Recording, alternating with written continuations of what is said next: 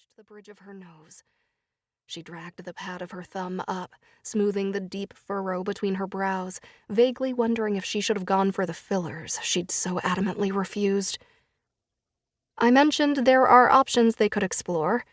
She would rather be roasted like a succulent 42-year-old pig on a spit than suggest poor Bixby have his vocal cords permanently remedied. Bethany sighed dramatically. I'm going to have to take this up the chain. Bethany, a primary school teacher who dressed like an investment banker, was among the worst of Ness's tenants.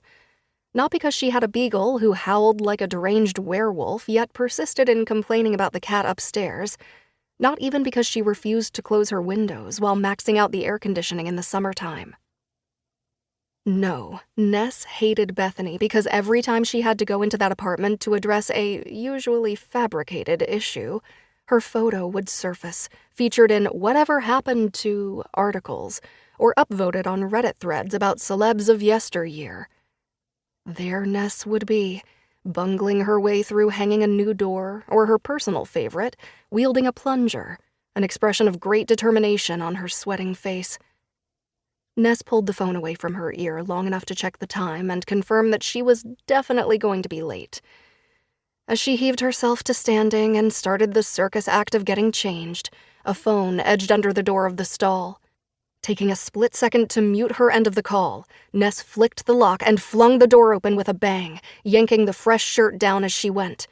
"Are you serious?" she blurted, but the women were already halfway out of the lobby bathroom.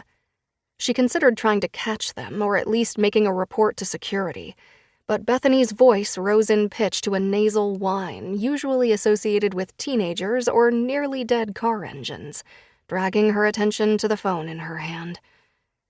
Back in the bathroom stall, she leaned against the cool metal of the partition and closed her eyes, trying to remain calm. She muttered some choice words for Bethany and the world at large, then unmuted.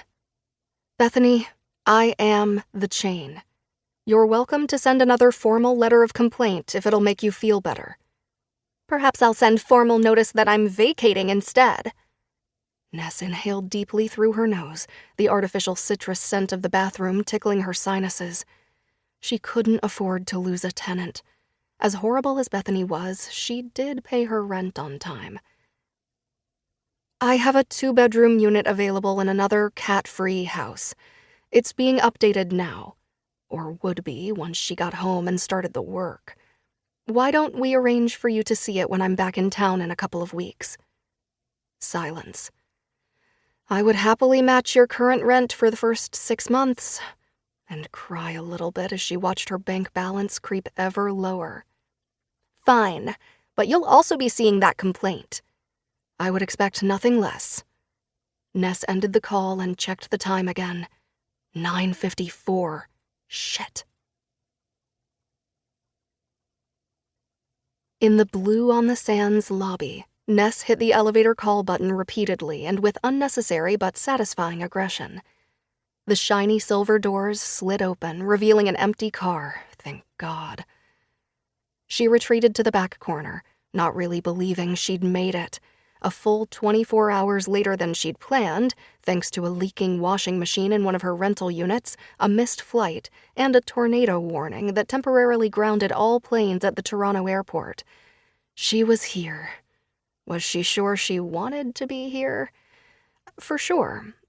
Mostly. Probably.